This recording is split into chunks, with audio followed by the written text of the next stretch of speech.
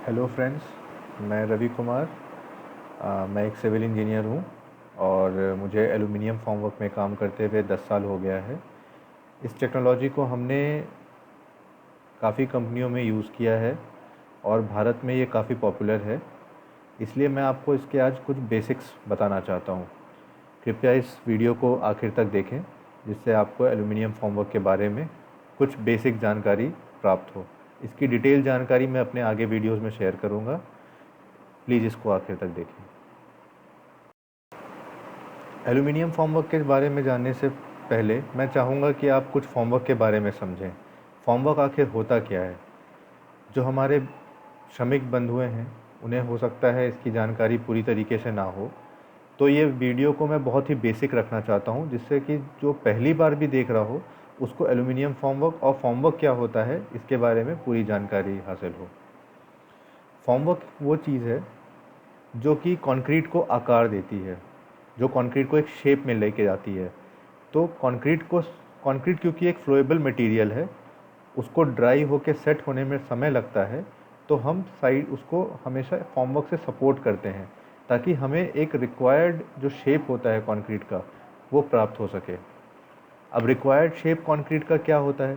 Generally हम concrete जब डालते हैं तो कॉलम में डालते हैं, बीम में डालते हैं, स्लैब में डालते हैं, फाउंडेशंस में डालते हैं। तो इस कंक्रीट को एक कन्फाइंड स्पेस में और एक पर्टिकुलर शेप में लाने के लिए हम शटरिंग यूज़ करते हैं। उस शटरिंग को हम फॉर्मवर्क भी बोलते हैं। ये हमारे कॉलम्स जो होते हैं वो generally square, rectangular, circular in shapes में होते हैं। और बीम्स वैसे ही हमारी रेक्टेंगुलर बीम्स होती हैं, टी बीम्स होती हैं, जैसा कि हम सब जानते हैं। फॉर्मवर्क के बारे में जैसा मैंने आपको बताया, ये कंक्रीट को आकार देती है। अब हम चलते हैं अपने नेक्स्ट स्लाइड पे। जैसा कि स्लाइड में आप देख सकते हैं, मैंने आपको यहाँ पे कॉलम्स दिखाए हैं, बीम दिखाया है और स्लैब दिखाया है। कॉलम हमारा वर्टिकल मेंबर है, जिसमें कि हम वेजेस और बोल्ट से उसको हम सपोर्ट करते हैं, जिससे कि कंक्रीट का एक शेप आ सके, चाहे वो रेक्टेंगुलर हो, चाहे वो स्क्वायर में हो, चाहे वो सर्कुलर हो। वैसे ही हम बीम में, जब हम बीम लगाते हैं तो कॉलम से सटे हुए, क्योंकि बीम का सारा लोड कॉलम पे आता है, स्लैब का सारा लोड बीम पे आता है और कॉलम का सारा लोड वापस से फाउंडेशंस में जाता है। तो कॉलम को कंक्रीट करने के बाद हम बीम की सबसे पहले बॉटम लगाते हैं। बॉटम लगाने के बाद हम बीम की साइड्स लगाते हैं। साइड्स जो हमारी लगती है वो हमेशा स्लैब के टॉप तक होती है। स्लैब के टॉप से फिर हम स्लैब की शटरिंग लगाना स्टार्ट करते हैं। इस तरीके से हमारा एक कंपोजिट सेक्शन बनता है, जिसको हम आरसीसी कहते हैं।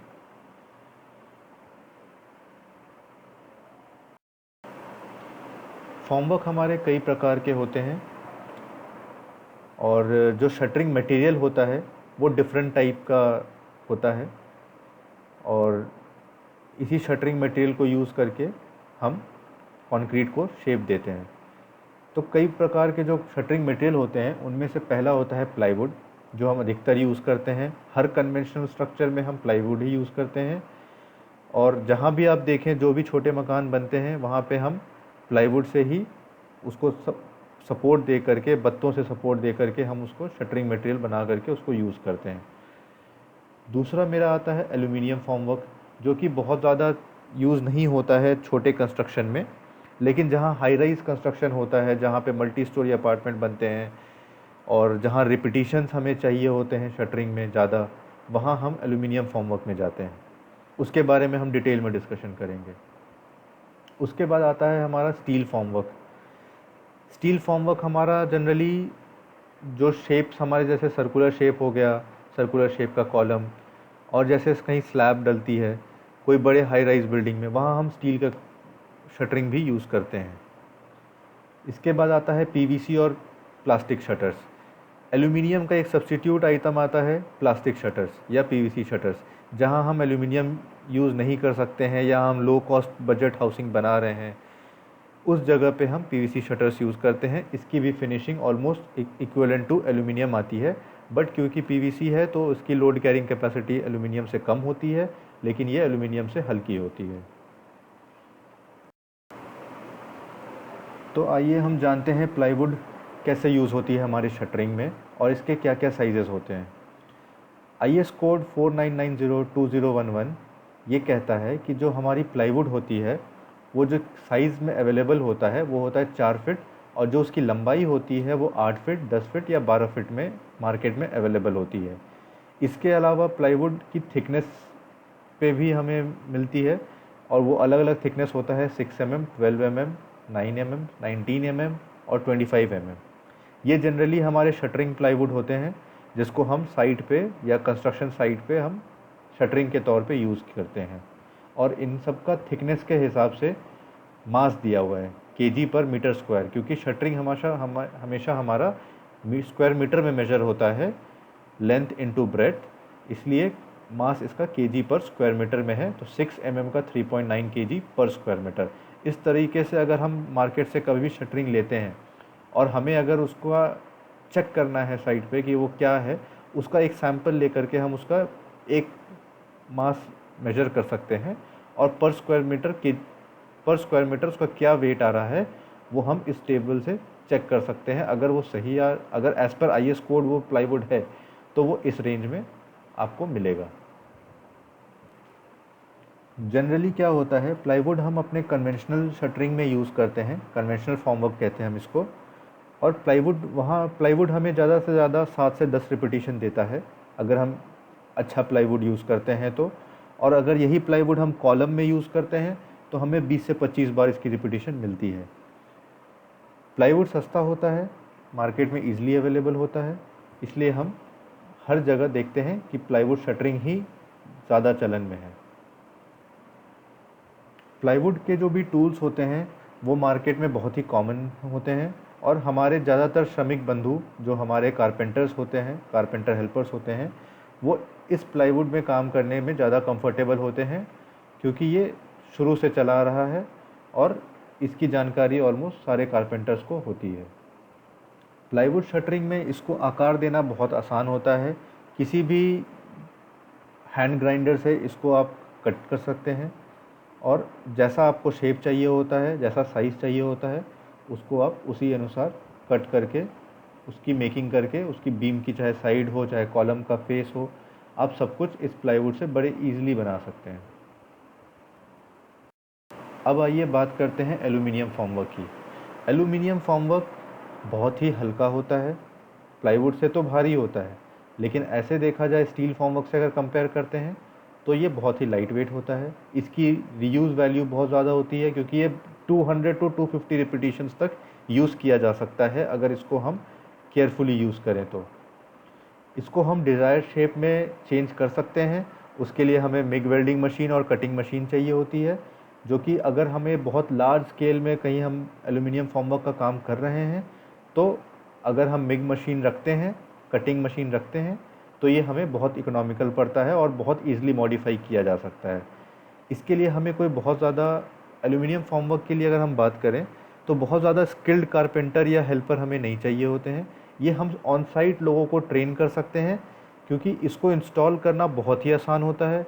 इसके लिए ना आपको कोई साइट पे कटिंग करनी पड़ती है, ना कोई मेकिंग करनी पड़ती है। ये स्टैंडर्ड पैनल्स आते हैं और नॉन स्टैंडर्ड पैनल्स आते हैं, जिनको बस आपस में सीक्वेंस के हिसाब से जोड़ा जा सकता है और उसको साइट पे आप लगा सकते हैं।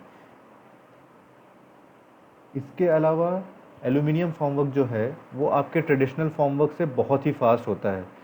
इसमें आप एक एक एल्यूमिनियम फॉर्मवर्क का अगर सेट की बात करता हूँ तो वो 7 डेज़ में उसका एक रिपीटिशन आता है। मतलब एक एल्यूमिनियम फॉर्मवर्क से आप 7 दिन में एक स्लैब की ढलाई कर सकते हैं, और नेक्स्ट स्लैब की ढलाई आप उसके बाद फिर अगले 7 दिन के बाद कर सकते हैं।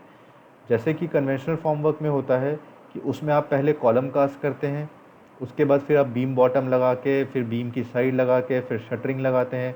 वो लगभग 20 से 21 दिन लग जाते हैं आपको उसको करने में।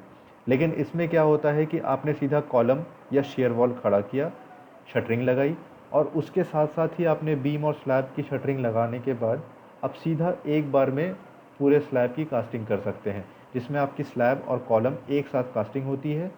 और उसको आप आराम से नेक्स्ट लेवल पे फिर से काम कर सकते हैं पैरेलल, बिना नीचे की कोई भी चीज़ को डिस्टर्ब किए। इस बीच में आप चाहें तो अपनी कॉलम की शटरिंग और आपकी बीम की साइड की शटरिंग आप तीसरे दिन के बाद खोल सकते हैं। इसीलिए इस स्पीड को इस टेक्नोलॉजी को काफ़ी फास्ट माना जाता है, और आगे चल के हाई राइज कंस्ट्रक्शन में ये काफ़ी इकोनॉमिकल साबित होता है, क्योंकि इससे आपके ओवरहेड्स बहुत सेव होते हैं। बात करें सेफ्टी की, तो इस सिस्टम में आपको इनबिल्ट सारा सेफ्टी मेजर्स आपको मिलता है। ब्रैकेट्स मिलते हैं आउटर में काम करने के लिए। तो सारे सेफ्टी स्टैंडर्ड्स इस सिस्टम में ऑलरेडी इनकॉर्पोरेटेड हैं, और ये सबसे ज़्यादा सेफ मेथड है अगर आप हाई राइज में काम करते हैं। अब आते हैं हम स्टील फॉर्मवर्क में। स्टील फॉर्मवर्क भी वैसा ही है जैसा एल्युमिनियम फॉर्मवर्क है, बट ये वेट में थोड़ा हैवी होता है, क्योंकि इसकी थिकनेस ज़्यादा होती है, और इसके जो कंपोनेंट्स भी होते हैं नॉन स्टैंडर्ड कंपोनेंट्स, वो भी काफ़ी हैवी होते हैं, और इसको इंस्टॉल करने के लिए आपको वर्कफोर्स जस्ट एल्युमिनियम का डबल लगता है। और सेम केस जैसे एल्युमिनियम हाई ड्यूरेबल होता है, वैसे ही स्टील मटेरियल्स भी हाईली ड्यूरेबल होते हैं अगर उसको प्रॉपरली यूज़ किया जाए साइड पे। इसका इनिशियल कॉस्ट ज़्यादा होता है और हैंडलिंग कॉस्ट ज़्यादा होता है, क्योंकि इसको हर लेवल पे आपको क्लीनिंग करनी पड़ती है, और अगर इसमें रस्टिंग आती है तो आपको हर बार इसमें प्राइमर और पेंट करना पड़ता है। स्टील फॉर्मवर्क हम जनरली बहुत हाई कंस्ट्रक्शन, मतलब हेवी कंस्ट्रक्शन अगर कहीं हो रहा होता है तो हम वहाँ यूज़ करते हैं, और नहीं तो नॉर्मल स्लैब्स में भी आजकल हम जो हाई राइज अपार्टमेंट्स बनते हैं उसमें स्लैब में हम स्टील के कंपोनेंट्स लगाते हैं। अब हम बात करते हैं फॉर्मवर्क के मेजरमेंट की। फॉर्मवर्क हमेशा स्क्वायर मीटर में नपता है। जो भी शटरिंग का फेस हमारे कंक्रीट के सरफेस से टच होता है वो हमारा शटरिंग एरिया कहलाता है। जैसा कि शटरिंग एरिया को हम मेजर करते हैं length plus breadth into height, ये हमारा शटरिंग का एरिया होता है। अगर हम एक फेस के एरिया की बात करें एक स्लैब की, तो वो बस होगा हमारा लेंथ इनटू ब्रेथ, ये हमारा शटरिंग का एरिया आएगा इससे, जो कि हमेशा स्क्वायर मीटर में नपता है या स्क्वायर फीट में नपता है। अब जैसा कि आप लोगों ने देखा, हमारे पास इतने तरह के शटरिंग मटेरियल्स अवेलेबल हैं, लेकिन फिर भी हम एल्यूमिनियम फॉर्मवर्क को क्यों चूज़ करते हैं? एल्यूमिनियम को एज अ फॉर्मवर्क मटेरियल क्यों यूज़ करना चाहते हैं? कुछ तो इसकी खासियत होगी बाकी मटेरियल से, जो कि हम इसको बाकी सबसे सुपीरियर बनाता है। आइए जानते हैं उसके बारे में। क्योंकि हम जानते हैं कि एल्यूमिनियम वर्ल्ड में सबसे ज़्यादा पाया जाता है, एक ऐसा मेटल है जो सबसे ज़्यादा पाया जाता है, और एल्यूमिनियम जो है वो बहुत ईजिली शेप में उसको लाया जा सकता है। अगर उसकी बात करें तो वो सॉफ्ट होता है, डक्टाइल होता है, करोजन रेजिस्टेंट होता है। तो जनरली जब हम कंस्ट्रक्शन में कोई भी काम करते हैं, आपको पता है कि हम सबसे ज़्यादा क्यूरिंग का ध्यान देते हैं। पानी एक ऐसी चीज़ है जो प्लाई को भी ख़राब कर देती है, प्लाईवुड को और आपके स्टील के मटेरियल्स को। बट एल्यूमिनियम क्योंकि कोरोजन रेजिस्टेंट होता है, तो ये वहाँ पे फ़ायदेमंद होता है, क्योंकि यहाँ पे आपको उसकी मेंटेनेंस की कॉस्ट बहुत बचती है। रेपुटेशन आपको अच्छा मिलता है, लेकिन आपकी मेंटेनेंस कॉस्ट कम रहती है। एल्यूमिनियम को जब हम एलॉय करते हैं किसी दूसरे मेटल्स के साथ, तो इसकी स्ट्रेंथ और भी ज़्यादा बढ़ जाती है। चौथा पॉइंट मैंने आपको समझा ही दिया, क्योंकि एल्यूमिनियम सबसे हल्का मटेरियल होता है कंपेयर टू स्टील, सो और उसकी स्ट्रेंथ भी ऑलमोस्ट उतनी ही मिलती है, सो हम एल्यूमिनियम फॉर्मवर्क को प्रेफर करते हैं। दोस्तों, एक पॉइंट एल्यूमिनियम फॉर्मवर्क मटेरियल के बारे में बहुत इंपॉर्टेंट है, वो है रिसाइक्लेबिलिटी ऑफ एल्यूमिनियम। एल्यूमिनियम मटेरियल को अगर आप यूज़ करते हैं, तो ये मान के चलिए कि जो एल्यूमिनियम मटेरियल आपने परचेज़ किया, कभी भी जो हाई इनिशियल कॉस्ट जिसको हम बोलते हैं, शुरू में आपके पॉकेट से अच्छा खासा अमाउंट जाता है इस एल्यूमिनियम मटेरियल खरीदने के लिए, लेकिन जब वो aluminium material as a scrap बिकता है, तो आप मान के चलिए आपको 40 to 50% आपको उसका पैसा वो वापस रिकवर हो जाता है, क्योंकि एल्यूमिनियम को, उसी मटेरियल को वापस से गला करके फिर से शेप में ला करके उसको मार्केट में रीयूज़ किया जाता है, जो चीज़ लोहे में भी होता है। बट एल्यूमिनियम की कॉस्ट क्योंकि डे बाय डे इंक्रीज़ होती जाती है, अगर आपने कोई भी एल्यूमिनियम का मटेरियल लिया और उसको 250 रेपुटेशन की यूज़ किया, करीबन 2-3 साल के बाद जब आप उसको बेचेंगे तो एल्यूमिनियम का जो मार्केट रेट होगा वो उस समय से 2 साल पहले से अभी तक में काफ़ी ज़्यादा एस्केलेट कर चुका होगा। तो इसकी जो रीसेल वैल्यू होती है वो आपको काफ़ी अच्छी मिल जाती है और ये आराम से रिसाइकिल भी हो जाता है। दोस्तों, ये कुछ मेजर कंपनीज़ के नाम हैं जो कि एल्यूमिनियम बनाती हैं और ये लोकेटेड है उड़ीसा, गुजरात, झारखंड, महाराष्ट्र, छत्तीसगढ़, तमिलनाडु एंड मध्य प्रदेश, जहाँ पे बॉक्साइट सबसे ज़्यादा मिलता है। बॉक्साइट एक ओर है जिससे एल्यूमिनियम एक्सट्रैक्ट किया जाता है और उसको केमिकली ट्रीट करने के बाद एल्यूमिनियम का जो मेन जिससे फॉर्मवर्क बनता है उस मटेरियल में, जैसा कि मैंने आपको कहा था कि उसको फ्यूज़ किया जाता है अदर एलॉयज़ के साथ, अदर मेटल्स के साथ, तो वो एक एलॉय बन जाता है और वही एलॉय मटेरियल हमारा शटरिंग मटेरियल के फॉर्म में आता है। ये मेजर कंपनीज़ हैं जो इस एल्यूमिनियम को बनाती हैं। जैसा कि मैंने आपको पिछले स्लाइड में भी बताया था, एल्यूमिनियम फॉर्मवर्क क्यों सबसे ज़्यादा इफ़ेक्टिव है। आज के डेट में एल्यूमिनियम फॉर्मवर्क इसलिए सबसे ज़्यादा इफ़ेक्टिव है क्योंकि आपको सब पता है कि कल को कोई भी मकान बनता है तो उसमें सबसे बड़ी प्रॉब्लम जो आती है, जो हम कभी नहीं चाहते, वो है लीकेज की। वो लीकेज रोकने के लिए हम तरह तरह के वाटर प्रूफिंग में खर्च करते हैं और कितनी तरह के टेक्निक्स यूज़ करते हैं उसको, ताकि वो लीकेज ना आए, कंस्ट्रक्शन जॉइंट्स अवॉइड करते हैं। लेकिन एल्यूमिनियम फॉर्मवर्क में हमें एक सिस्टम मिलता है, एक सिस्टम ये प्रोवाइड करता है कि हम मोनोलिथिक कास्टिंग करते हैं। कोई भी फ्लैट या कोई भी एक यूनिट हम एक बार में पूरी यूनिट को कास्ट करते हैं एल्यूमिनियम फॉर्मवर्क में, इसीलिए इसको मोनोलिथिक फॉर्मवर्क सिस्टम बोलते हैं। इसमें वॉल, स्लैब, बीम सारी चीज़ें एक साथ कास्ट होती हैं। जब सारी चीज़ें एक साथ कास्ट होती हैं, कंक्रीट की जाती हैं, तो उसमें कहीं पे भी कंस्ट्रक्शन जॉइंट नहीं बनता है और जब कंस्ट्रक्शन जॉइंट नहीं बनता है या कोल्ड जॉइंट नहीं बनता है तो लीकेज के चांसेस एकदम निल हो जाते हैं। इसीलिए ये मेथड को सबसे ज़्यादा अडॉप्ट किया जाता है क्योंकि यहाँ पे आपका वाटर प्रूफिंग से रिलेटेड खर्चा बहुत ज़्यादा बचता है। बाकी आपके स्टेयरकेस हो, लॉबी हो, लिफ्ट हो, सारी चीज़ें आप एक बार में कास्ट कर सकते हैं। इसीलिए इसको होमोजीनियस सिस्टम ऑफ फॉर्मवर्क कहा गया है। जैसा कि आप फ़ोटोज़ में देख सकते हैं कि ये एक एल्यूमिनियम फॉर्मवर्क है जिसमें कि आपको ये लिफ्ट का कोर दिखेगा, यहाँ पे आपको स्लैब्स दिखेंगे और ये जो आपको यहाँ पे डिप्रेस्ड पोर्शन दिख रहा है ये इसके बीम्स हैं। इस तरह के स्लाइड में आपको स्टेयरकेस का पोर्शन दिखेगा। आप सब यहाँ से क्लियरली देख सकते हैं कि ये वॉल पैनल्स हैं, ये हमारा स्टेयरकेस का लैंडिंग है और यहाँ हमारे स्टेप्स के लिए शटरिंग लगाई गई है। ये हमारा स्लैब का पैनल है और ये बीम्स हैं। इसमें जब रिइंफोर्समेंट बन जाता है तो एक बार में ही सारी कंक्रीट पोर की जाती है और ये सारा कुछ एक बार में ही कास्ट किया जाता है बिना किसी कंस्ट्रक्शन जॉइंट को छोड़े। दोस्तों, जैसा कि हम सब जानते हैं, कंक्रीट जो होता है वो लिक्विड फॉर्म में आता है जिसको कि हम एल्यूमिनियम शटरिंग के ऊपर पोर करते हैं और इसमें हम एसएससी कंक्रीट पोर करते हैं, सेल्फ कॉम्पैक्टिंग कंक्रीट, जिसको हम एससीसी बोलते हैं। इसकी फ्लोएबिलिटी सबसे ज़्यादा होती है, इसके बारे में मैं आपको अगले वीडियो में ज़रूर बताऊंगा। फ़िलहाल हम जान लेते हैं कि इसमें हम एससीसी कंक्रीट। दोस्तों, एल्यूमिनियम पैनल्स का जो लोड कैरिंग कैपेसिटी होता है वो 8 टन पर स्क्वायर मीटर होता है, 8 मेट्रिक टन पर स्क्वायर मीटर। जो लिक्विड कंक्रीट हम पोर करते हैं उसको होल्ड करने के लिए कि ये कैपेसिटी इसके लिए डिज़ाइन की जाती है। बाकी हम बात करें एल्यूमिनियम फॉर्मवर्क के यूनिट वेट की। एल्यूमिनियम फॉर्मवर्क का सेल्फ वेट 25 किलोग्राम पर स्क्वायर मीटर होता है।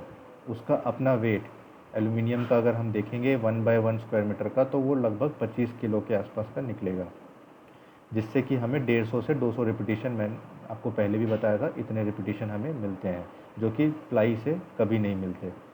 प्लाई से अगर आप कंपेयर करेंगे तो ये 15 से 20 गुना ज़्यादा रिपीटिशन देता है। जैसा कि मैंने आपको पिछले स्लाइड में बताया था, ये रिपीटिशन पाने के लिए हमें जो हमारा स्ट्रक्चर होना चाहिए वो टिपिकल होना चाहिए।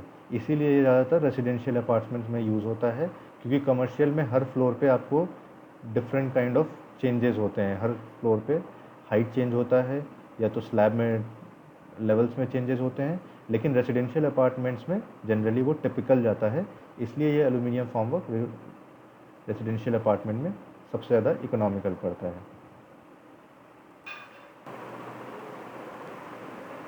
दोस्तों, अगर हम एल्यूमिनियम फॉर्मवर्क की सिलेक्शन क्राइटेरिया की बात करें तो डिज़ाइन रिलेटेड कंसिडरेशंस जो हमारे डिज़ाइनर्स देखते हैं वो देखते हैं shape of the building, architectural feature of the building, उसकी एक्सटर्नल आर्किटेक्चरल फीचर्स क्या है, इंटरनल लेआउट क्या है, बिल्डिंग की कंसिस्टेंसी क्या है, जो उसके डायमेंशंस हैं क्या वो बार बार चेंज हो रहे हैं, रिपीटेटिव नेचर मतलब क्या बिल्डिंग टिपिकल है कि नहीं, बाकी उसका फिनिशिंग स्टैंडर्ड, अगर बहुत ही हाई स्टैंडर्ड फिनिशिंग रिक्वायर्ड है तो हम एल्यूमिनियम फॉर्मवर्क को सजेस्ट करते हैं, क्योंकि इससे जो सरफेस आती है वो बहुत ही ज़्यादा स्मूथ आती है।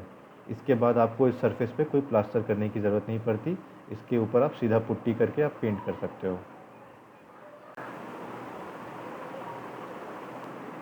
दोस्तों, अब हम बात करते हैं कंस्ट्रक्शन रिलेटेड कंसिडरेशन। कंस्ट्रक्शन से अगर हम लिंक करें तो एल्यूमिनियम फॉर्मवर्क क्यों यूज़ होता है। एक होता है स्पीड ऑफ वर्क, अगर काम की स्पीड बढ़ानी है, हर 7वें दिन आपको स्लैब साइकिल चाहिए तो हम एल्यूमिनियम फॉर्मवर्क यूज़ करते हैं। नंबर ऑफ़ पॉसिबल रीयूजेस, जैसे कि मैंने आपको बताया कि शटरिंग प्लाईवुड बहुत ज़्यादा रिपीटेशन नहीं दे पाते हैं, तो अगर ज़्यादा रिपीटेशन चाहिए तो हम एल्यूमिनियम फॉर्मवर्क में जाते हैं। कंस्ट्रक्शन प्लानिंग एंड अरेंजमेंट, अगर हमारे पास प्रॉपर कंस्ट्रक्शन प्लानिंग हम देखें तो हमारे माइवान या एल्यूमिनियम फॉर्मवर्क से बहुत ईजिली प्लान हो सकता है और बहुत ही आसानी से प्लान होता है। Area and volume of cast per pour, कि हमारी फ्लोर की कास्टिंग कंक्रीट की क्वांटिटी कितनी आ रही है, अगर वो ज़्यादा है तो हमें एल्यूमिनियम फॉर्मवर्क पे ही जाना चाहिए, वो हमें इकोनॉमिकल पड़ता है। Involvement of other construction technique, अगर हमें कोई अलग से टेक्निक, कोई अलग से कंस्ट्रक्शन, कुछ ऐसा अपार्टमेंट है जिसके लिए हमें कुछ स्पेशल कंसिडरेशन देखने हैं या स्पेशल फिनिशिंग देनी है, कोई स्पेशल ऐसा आर्किटेक्चरल फीचर आ रहा है, तो वो सब चीज़ें हमें यहाँ देखनी होती है। फिर आता है डिपेंडिंग एक्टिविटी, अगर हमारी एक्टिविटीज़ आपस में डिपेंडेंट हैं कि हमको सारी चीज़ें बैक टू बैक करती चलनी है, करते जाना है, तो फिर हम एल्यूमिनियम फॉर्मवर्क पे जाएंगे। प्रोविज़न फॉर कंस्ट्रक्शन जॉइंट, अगर हमें कंस्ट्रक्शन जॉइंट्स मिनिमम छोड़ने हैं तो हम, अगर कोई बिल्डिंग ऐसी है जहाँ पे हम कंस्ट्रक्शन जॉइंट नहीं दे सकते हैं तो वहाँ पे हम एल्यूमिनियम फॉर्मवर्क यूज़ करते हैं, जिससे कि हमारी बीच में कंस्ट्रक्शन जॉइंट देने की ज़रूरत ही नहीं पड़ती है। Feasibility of introducing alternative design, क्योंकि हम इसमें डिफरेंट डिज़ाइंस भी यूज़ कर सकते हैं और हम कैसे भी अपने रिइंफोर्समेंट को और कंक्रीट को शेप दे सकते हैं इस एल्यूमिनियम फॉर्मवर्क से, इसलिए हमें उसकी फिजिबिलिटी स्टडी करनी पड़ती है और ये फिजिबल होता ही है वैसे। अब हम बात करते हैं एडवांटेजेस की, जो कि मैंने आपको पिछले स्लाइड्स में ही बताया कि ये बहुत हल्का होता है और इजी टू हैंडल होता है, कोई भी वर्कर या कोई भी लेबर इसको बहुत आसानी से अडॉप्ट कर सकता है और सीख सकता है। इसकी असेंबलिंग बहुत आसान होती है और सेफ्टी इसमें खुद ही इस सिस्टम में इनबिल्ट होता है, तो आपको अलग से इसमें सेफ्टी करने की कोई ज़रूरत नहीं होती। और जो भी काम वर्कर बाहर काम करता है आउटर में भाड़ा लगा के, वो बहुत ही सेफ़ काम करता है, क्योंकि इसमें सेफ्टी नेट लगाने का बहुत ही अच्छा सिस्टम होता है, वो मैं आगे चल के आपको स्लाइड्स में बताऊँगा। इसमें आप कोई स्किल्ड वर्कफोर्स लगाने की ज़रूरत नहीं पड़ती, अगर आपके पास लोकल अवेलेबल वर्कफोर्स है जो सेमी स्किल्ड है या अनस्किल्ड भी हैं, उनको आप साइट लेवल पे मॉकअप दिखा के ट्रेनिंग दे करके ये काम उनसे आप करवा सकते हैं। और इस शटरिंग से अगर हम बात करें, कन्वेंशनल शटरिंग से अगर हम कंपेयर करते हैं तो लेबर प्रोडक्टिविटी जो है वो ऑलमोस्ट 1.5 टाइम्स है, 1.5 to 2 टाइम्स है। कन्वेंशनल शटरिंग की बात करें प्लाईवुड से तो हमें 4 स्क्वायर मीटर तक मैक्सिमम मिलता है पर मैन डे, एक दिन में एक कारपेंटर 4 स्क्वायर मीटर का काम करता है। और अगर हम एल्यूमिनियम फॉर्मवर्क से उसको कंपेयर करते हैं तो यहाँ हमें 6 to 8 स्क्वायर मीटर पर मैन डेज निकल के प्रोडक्टिविटी मिलती है। इसके जो कंपोनेंट्स होते हैं वो काफ़ी ड्यूरेबल होते हैं और उसको हम लगातार यूज़ कर सकते हैं आफ्टर रिसाइकलिंग, या उसको अगर हम थोड़ा सा मेंटेनेंस करें तो हम उसको वापस से यूज़ कर सकते हैं। तो ऐसे देखा जाए तो एल्यूमिनियम थोड़ा सा कॉस्टली पड़ता है इनिशियल, बट अगर हम उसको रनिंग में ले आए और उसको हम यूज़ करते चलें तो वो हमें डे टू डे चीप पड़ता जाता है and at the end of the project वो हमें सबसे ज़्यादा इकोनॉमिकल पड़ता है, जैसा कि आप यहाँ से देख सकते हैं। एक हमें दूसरा एडवांटेज होता है स्पीडी इन कंस्ट्रक्शन, क्योंकि मैंने आपको बताया हर 7 डेज़ में हम एक साइकिल अचीव कर सकते हैं, 7 to 10 डेज़ में। वही अगर हम कन्वेंशनल की बात करें तो वो हमें 15 से 20 डेज़ लगते हैं। तो यहाँ हम ऑलमोस्ट 5 to 10 डेज़ अपना एल्यूमिनियम शटरिंग यूज़ करके बचा सकते हैं। And we all know that time is money, so everybody is running after money and they want to save their money and project cost as well. So अगर हम दूसरी बात करें तो यहाँ पे एल्यूमिनियम शटरिंग जो है इसमें प्लास्टरिंग की कोई ज़रूरत नहीं पड़ती, क्योंकि ये मोनोलिथिक कास्टिंग होता है और जो वॉल होती है वो स्लैब के साथ ही कास्ट होती है और उसकी सरफेस बहुत स्मूथ आती है, जिसके ऊपर आप सिर्फ पुट्टी करके डायरेक्ट पेंट कर सकते हैं। ये एक सिंपल इंटरलॉकिंग सिस्टम है जिसमें 2 प्लेट्स को आपस में सटा करके बस पिन वेजेस से इसको ज्वाइन कर देना होता है। तो इसमें कोई आपको अलग से कील मारने की और वो सब करने की कोई ज़रूरत नहीं पड़ती, बस एक इंटरलॉकिंग सिस्टम है जिसको आपको लगा करके मैकेनिकली दोनों प्लेट्स को जोड़ देना होता है। इसमें आप सारे आर्किटेक्चरल फीचर्स एक साथ मोनोलिथिकली कास्ट कर सकते हैं। कोई ज़रूरत नहीं है कि आप सेकेंड स्टेज में फिर से भाड़ा लगा करके और दोबारा से उसको कास्टिंग करने जाएं। आपका सारा सेट एक बार में बन के आता है और उसको अगर आपने उसी ढंग से लगा दिया प्रॉपर्ली तो आपकी पूरी की पूरी फ्लोर एज इट इज़, जैसा आपको एलिवेशन फीचर्स आपके ड्राइंग में दिखाया गया होगा वैसा ही वैसा आर्किटेक्चरल फीचर्स आपको एक्चुअल में भी मिलेगा, और जो कि बहुत ही आसान है इस सिस्टम में अडॉप्ट करना है। तो उसकी इनिशियल इन्वेस्टमेंट ज़्यादा होती है। वैसे ही एल्यूमिनियम आपको पता है कि मार्केट में उसकी कॉस्ट ज़्यादा है, इसीलिए इसको बनाने के लिए और इसको एक बार में परचेज़ करके लेके आने के लिए थोड़ा ज़्यादा कॉस्ट लगता है, but at the end of the project ये इकोनॉमिकल पड़ता है। इसके कंपोनेंट्स बहुत ज़्यादा होते हैं क्योंकि ये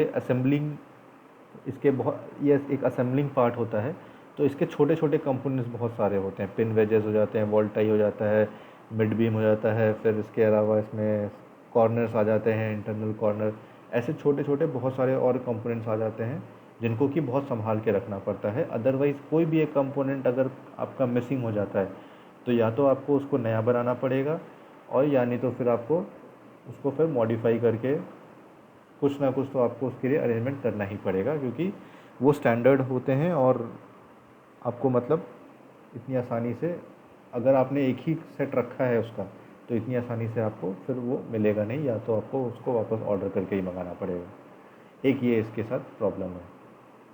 छोटे कंपोनेंट्स होने की वजह से काफ़ी टाइम ये खो भी जाते हैं, इसलिए आपको वो एक्स्ट्रा ही लेके चलने पड़ते हैं अपने प्रोजेक्ट को, जिसके वजह से भी आपकी इनिशियल कॉस्ट ज़्यादा आती है। ये हमेशा मास हाउसिंग के लिए ही फिजिबल होता है। अगर आप मल्टी स्टोरी अपार्टमेंट नहीं बना रहे हैं, अगर 10 फ्लोर्स या 13 फ्लोर से ऊपर नहीं बना रहे हैं और तब अगर आप एल्यूमिनियम यूज़ कर रहे हैं तो ये आपको बहुत ही कॉस्टली पड़ेगा, क्योंकि इसकी जो सेटिंग होती है, सेटिंग टाइम, वो थोड़ी ज़्यादा होती है।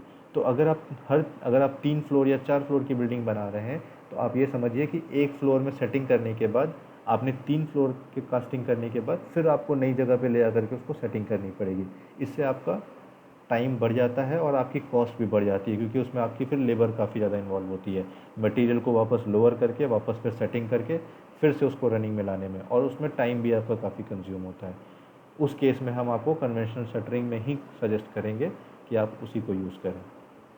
एल्यूमिनियम में रिपेयर कॉस्ट बहुत ज़्यादा आता है। अगर ऐसे देखें तो एल्यूमिनियम के चारों साइड जो प्रोफाइल होती है कभी कभी वो टूट जाती है या एल्यूमिनियम बेंड हो जाता है। इन दैट केस आपको एल्यूमिनियम को रिपेयर करना पड़ता है ऑन साइट। अगर ऑन साइट अरेंजमेंट है तो वो आपको बहुत ज़्यादा महंगा नहीं पड़ता है, लेकिन अगर आपको ऑफ साइट कहीं बाहर भेज के कराना पड़ता है तो वो आपसे अच्छा खासा अमाउंट उसमें चार्ज करते हैं। तो इसलिए एल्यूमिनियम को, क्योंकि एल्यूमिनियम थोड़ा लाइट होता है, फ्लेक्सिबल, बहुत ज़्यादा तो रिजिड नहीं होता है, लेकिन जिसकी वजह से ये काफ़ी टाइम बेंड हो जाता है, तो उसको काफ़ी संभाल के यूज़ करना पड़ता है। एल्यूमिनियम क्योंकि कॉस्टली होता है तो इसके थेफ्ट के चांसेस बहुत ज़्यादा होते हैं, तो हमें ये देखना होता है कि एल्यूमिनियम फॉर्मवर्क को हमें सेफ्टी पॉइंट ऑफ व्यू से हमें कैसे उसको प्रोटेक्ट करना है।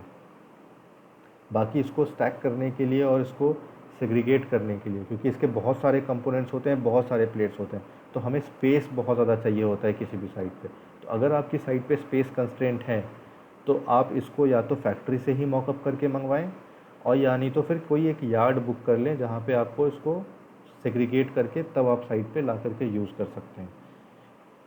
क्योंकि इसमें डिफरेंट डिफरेंट प्लेट के साइजेस होते हैं, स्लैब पैनल्स अलग होते हैं, वॉल पैनल्स अलग होते हैं, डेक के जो साइड्स होते हैं वो सब अलग होते हैं। तो वो सब चीज़ों को आपको सेग्रीगेट करना पड़ता है अगर आप किसी पुरानी शटरिंग को आप फिर से नए प्रोजेक्ट में यूज़ करना चाहते हैं।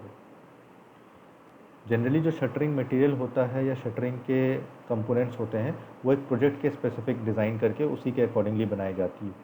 कहीं पे फ्लोर की हाइट 10 फीट है, कहीं 14 फीट है, तो वहाँ पे आपको फिर उसी हिसाब से उसको मॉडिफाई करना पड़ता है। तो हमेशा ये जो मटेरियल होता है ये प्रोजेक्ट स्पेसिफिक होता है। अगर रिपीटेटिव प्रोजेक्ट्स आपके सेम नेचर के आ रहे हैं तो आपको ये बहुत ज़्यादा इकोनॉमिकल पड़ेगा, लेकिन अगर आपके प्रोजेक्ट्स के नेचर हमेशा चेंज हो रहे हैं, डिज़ाइंस चेंज हो रहे हैं, लेआउट चेंज हो रहा है, तो आपको उसको मॉडिफिकेशन करने में इसकी कॉस्ट आती है। दोस्तों, एल्यूमिनियम फॉर्मवर्क को यूज़ करने के लिए एक तो प्योर एल्यूमिनियम के कंपोनेंट्स होते हैं, दूसरे नॉन एल्यूमिनियम कंपोनेंट्स होते हैं जो एल्यूमिनियम को आपस में एल्यूमिनियम कंपोनेंट्स को जोड़ने के काम में आते हैं। तो एल्यूमिनियम के दो कंपोनेंट्स, एल्यूमिनियम कंपोनेंट्स जो कि एल्यूमिनियम के पैनल्स हो गए, नॉन एल्यूमिनियम कंपोनेंट्स जो एल्यूमिनियम को आपस में जोड़ने के लिए, कनेक्ट करने के लिए, उसके लिए यूज़ होते हैं, जिसको हम एक्सेसरीज़ बोलते हैं। दोस्तों, बहुत बहुत धन्यवाद, आपने मेरा वीडियो देखा, और होप आपको मेरा ये वीडियो पसंद आया हो। इसको लाइक करें, शेयर करें, और धन्यवाद।